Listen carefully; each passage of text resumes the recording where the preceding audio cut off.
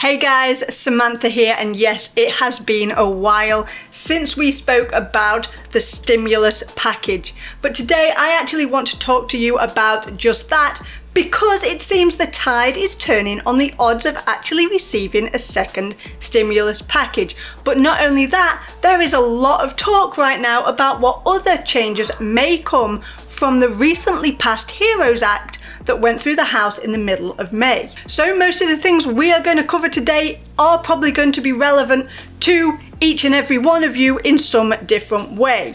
So make sure that you stick around and actually listen to what is coming and what we know so far about what is happening in the House and in the Senate. And when you hit the like button for this video, the YouTube algorithm loves you and it sends this video out to all the people that it could possibly help. So make sure that you do give that like button a good old smash. Alright guys, so if this is actually the first time you've ever been on this channel, we talk about everything money and different tips, tricks and affiliate marketing. If you like that, subscribe and hit the bell. Okay, but before we get into the video, I did a giveaway on about the 19th of June, and I said that I would be actually announcing the winner in the next video, which is today's. So I'm going to show you who is the winner right now. So we've already got the comment picker set up, and I am going to go through and hit start.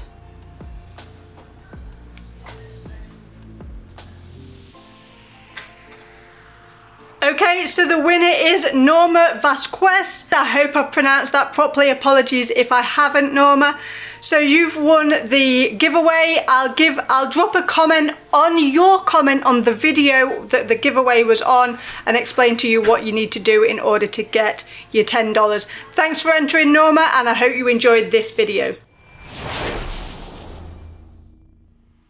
Over the last few months, we've had lots of speculation about lots of different things, and notably the one that's coming to the end soonest is the $600 unemployment benefit. This is due to end currently at the end of July. So far, the only official step taken to extend this unemployment benefit was inside of the HEROES Act that went through the House, but seems to have fallen flat on its face in the Senate. However, the Senate is out for recess right now, and so won't be discussing it until they return on July 20th. The HEROES Act plans to extend the $600 unemployment benefit until January 2021, but how likely that will be, we'll have to wait and see. However, there is quite a lot of rejection and pressing back on the ability to extend and even wanting to extend that $600 unemployment benefit. So let's take a look at a couple of reasons why this benefit may not be extended, and then we'll look at some of the reasons why it might, and that will take me on to the next topic. One of the reasons why there is big opposition to extending this benefit is because people are saying that when the government hands somebody $600 for being unemployed, it de-incentivizes people to actually want to go back to work, especially when many people actually receive less money in their wages than they do through unemployment. In fact, there is a study released by the National Bureau of Economic Research that suggests 2/3 of laid off workers actually received more money than they do in their wages. That's 20% of workers that may actually be getting twice as much money on unemployment than they did with their salary. However, a lot has changed over the recent weeks, and with cases spiking, if that continues, states going back into a state of lockdown, which was what prompted the CARES Act to be introduced in the first place,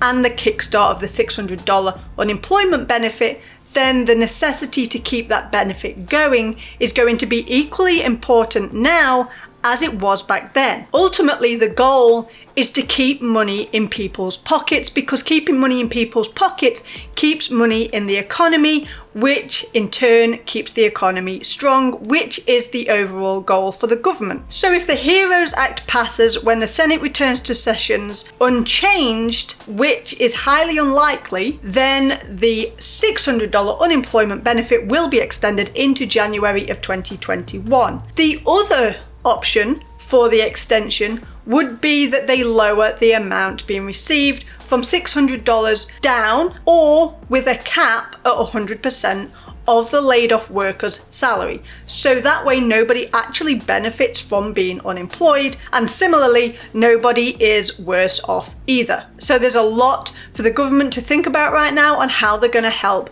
different people in different areas. And that leads me on to the next topic. From unemployment benefit through to a back to work bonus. These two kind of go hand in hand, where the government is actually trying to incentivize people to go back to work, and this is why there's a lot of argument against extending the $600 unemployment benefit. With a back to work bonus, what they're currently looking at is actually a one-time payment or an ongoing weekly payment. So the ongoing weekly payment has kind of been throwing around a figure of about $450 per week. This would be $450 per week on top of the worker's wage. So that is a significant bump in earnings. This is an encouragement to get people from unemployment back into employment and start raising the employment statistics and build back up the economy. So you can see that this is a bigger incentive than it is to give unemployment, but also it doesn't help the people that can't find a job or are still waiting for their job to come back and don't necessarily want to go and get another job. Now, there are different figures that have been thrown around by different people in government right now, one of them notably Mitch McConnell,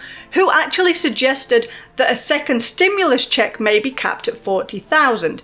However, the problem is with that, there is people in higher brackets that have lost their job, are unemployed, and are struggling. So we've all heard the term that you live to your means. Just because somebody earns more money doesn't necessarily mean they are not going to be struggling through this time. So people's outgoings are proportionate to what they earn. The June job report for the US Bureau of Labor Statistics actually found an 11.1% unemployment rate. That didn't actually break down the joblessness by income. However, another poll by Fortune SurveyMonkey conducted between May 20th and May 26th did find that around 12% of workers earning between $50,000 and $99,000 were unemployed. Also, people making over $100,000 per year, 7% of those were jobless, and 24% of people earning under $50,000 had also lost their job. So there is a bigger proportion of people under 50,000 having lost their job,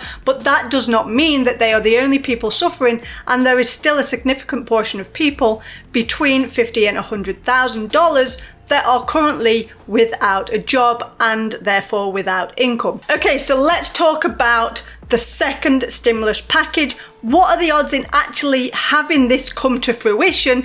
Who's going to be eligible, and how much are you going to get? The reason I gave you those figures just now is because Mitch McConnell is talking about the cutoff for the new stimulus being at $40,000. So there have been slight changes in what we are expecting to happen. So if we compare that to the first stimulus package, where the cutoff was $75,000 a year and $150,000 for couples, this is actually going to leave a lot of people that would have had it the previous time without an additional aid. So $40,000 for an individual, we can assume that they will work the same as they did with the first stimulus package, which would mean there is a couples option of $80,000.